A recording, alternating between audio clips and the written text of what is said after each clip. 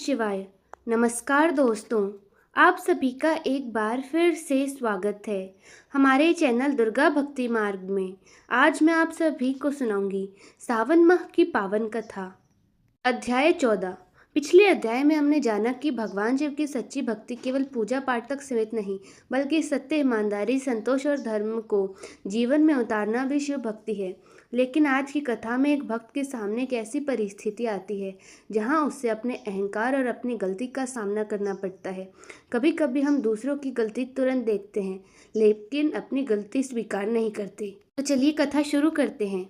नैमिषारण्य की पवित्र भूमि पर ऋषि मुनि भगवान शिव की महिमा का श्रवण कर रहे थे। सभी ऋषियों ने सूत जी महाराज से पूछा, हे महात्मन, मनुष्य से यदि भूल हो जाए तो उसे क्या करना चाहिए? क्या केवल भगवान की पूजा कर लेने से उसकी भूल समाप्त होती है? श्री सूत जी बोले, हे मुनियों, पूजा मन को पवित्र करने का साधन है, लेकिन सच्चा प्रायश्चित तभी है जब मनुष्य अपनी भूल को स्वीकार करे और उसे सुधारने का प्रयास करे। भगवान शिव अहंकार से नहीं, सच्चे पश्चाताप और निर्मल भाव से प्रसन्न होते हैं। फिर सूत जी ने एक भक्त की कथा सुनाई। बहुत समय पहले एक सुंदर गांव में शिवानंद नाम का एक व्यक्ति रहता था। वह भगवान शिव का परम भक्त था। हर सोमवार मंदिर जाता, शिवलिंग पर जल चढ़ाता, बिल्वपत्र अर्पित करता और भगवान शिव का नाम जपता रहता था। गांव के लोग भी उसकी भक्ति देखकर प्रशंसा करते थे। लेकिन धीरे धीरे उसके मन में एक छोटा सा अहंकार आने लगा। उसे लगने लगा, मैं गांव का सबसे बड़ा शिव भक्त हूँ। शिवानंद अब दूसरों की भक्ति को कम समझने लगा। यदि कोई दूसरा व्यक्ति पूजा में देर से आता तो वह उसे ताना देता। यदि कोई ठीक प्रकार से मंत्र नहीं बोल पाता तो उसका मजाक उड़ाता। एक दिन एक गरीब वृद्ध मंदिर में आया। उसके पास पूजा के लिए केवल थोड़े से फूल थे। वृद्ध ने श्रद्धा से फूल शिवलिंग पर अर्पित किए। शिवानंद ने उसे देखकर कहा, इतने साधारण फूल लेकर क्या भगवान प्रसन्न होंगे? वृद्ध मुस्कुराए और बोले, बेटा, मेरे पास देने के लिए यही है, लेकिन मैंने इन्हें श्रद्धा से लाया है। शिवानंद ने उसकी बात पर ध्यान नहीं दिया। कुछ दिनों बाद सावन का महीना शुरू हो गया। गांव में चारों ओर शिव भक्ति का वातावरण बन गया। मंदिर में भक्तों की संख्या बढ़ गई। शिवानंद ने सोचा, इस सावन मेरी पूजा सबसे विशेष होगी। उसने मंदिर को सजाने का जिम्मा भी अपने ऊपर ले लिया, लेकिन उसके मन में धीरे धीरे सेवा से अधिक दिखावे का भाव आने लगा। एक दिन मंदिर में एक गरीब बालक आया। उसके कपड़े साधारण थे। चुपचाप मंदिर के कोने में जाकर बैठकर भगवान शिव का नाम लेने लगा। शिवानंद ने उसे देखकर कहा, यहाँ क्यों बैठे हो? पहले साफ सफाई करो, फिर पूजा करना। बालक ने बिना कुछ कहे मंदिर के फर्श पर पड़े फूल और पत्ते उठाने शुरू कर दिए। कुछ देर बाद पूरा मंदिर साफ हो गया, लेकिन शिवानंद ने उसे धन्यवाद तक नहीं दिया। उसी शाम गांव में बहुत तेज बारिश हुई। मंदिर के पास पानी भरने लगा। मंदिर की कुछ सामग्री भी भीगने लगी। शिवानंद चिंतित हो गया। तभी वह गरीब बालक दौड़कर आया। उसने मंदिर की पूजन सामग्री सुरक्षित स्थान पर रखी, दीपक को बुझने से बचाया और शिवलिंग के पास जमा पानी भी हटाने लगा। शिवानंद ने उसे देखा।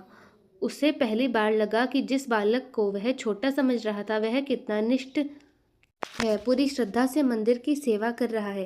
रात को शिवानंद मंदिर में अकेला था। उसके मन में दिन भर वाली बातें घूम रही थी। उसे वृद्ध की अब बात आई, मेरे पास देने के लिए यही है, लेकिन मैंने इन्हें भी श्रद्धा से लाया है। फिर उसे गरीब बालक की सेवा याद आई। शिवानंद की आंखों में आंसू आ गए। उसने शिवलिंग के सामने हाथ जोड़कर कहा, हे महादेव, मैं आपकी पूजा करता रहा, लेकिन अपने भीतर अहंकार कभी नहीं देख पाया। दूसरों की भक्ति को छोटा समझा, मुझे क्षमा करे। शिवानंद ने आंखें बंद कर ली। कुछ ही क्षणों में मंदिर में एक अद्भुत शांति छा गई। दीपक की लौ स्थिर हो गई। घंटी की मधुर ध्वनि सुनाई देने लगी। शिवानंद के मन में एक दिव्य संदेश प्रकट हुआ, भक्त, मुझे तुम्हारी पूजा की मात्रा से अधिक तुम्हारे मन का भाव प्रिय है। शिवानंद भावुक हो गया। दिव्य संदेश फिर आया, जो स्वयं को सबसे बड़ा भक्त समझता है, वही अभी भक्ति का अर्थ नहीं समझ पाया।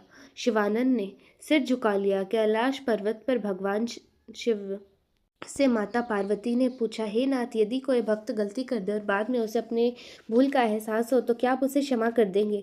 भगवान बोले, हे देवी, भूल करना मनुष्य का स्वभाव है, लेकिन भूल को स्वीकार करके स्वयं को सुधारना महानता है।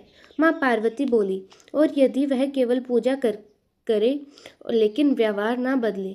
भगवान बोले, तो उसकी पूजा अभी भी अधूरी है। पूजा का भाव उसके आचरण में दिखाई देना चाहिए। भगवान बोले, सच्चा भक्त वही है जो दूसरों से अपनी भक्ति का परिणाम मांगे। वह भक्त नहीं, बस दिखावा करने वाला व्यक्ति है। सच्चा भक्त वह है जो स्वयं को प्रतिदिन बेहतर बनाने का प्रयास करे, जो भूखे को भोजन दे, प्यासे को जल दे, दुखी को सहारा और किसी की श्रद्धा का मजाक न उड़ाए। अगले दिन शिवानंद सुबह मंदिर पहुंचा। वही वृद्ध वहां बैठे थे। शिवानंद उनके पास हाथ जोड़कर बोला, बाबा, उस दिन के लिए कृपया करके मुझे क्षमा करें। वृद्ध मुस्कुराए और बोले, बेटा, भगवान ने तुम्हें अपनी भूल पहचानने की बुद्धि दी, इससे बड़ा आशीर्वाद तुम्हारे लिए कुछ हो ही नहीं सकता। फिर शिवानंद उस गरीब बालक के पास गए। उसने कहा, तुमने मंदिर की जो सेवा की उसके लिए मैं तुम्हारा आभार मानता हूँ। बालक ने मुस्कुराकर कहा, मैंने तो भोलेनाथ की सेवा की। यह सुनकर उसकी आंखों में आंसू आ गए। उस दिन से शिवानंद ने एक संकल्प लिया, मैं कभी किसी भक्त को छोटा नहीं समझूंगा।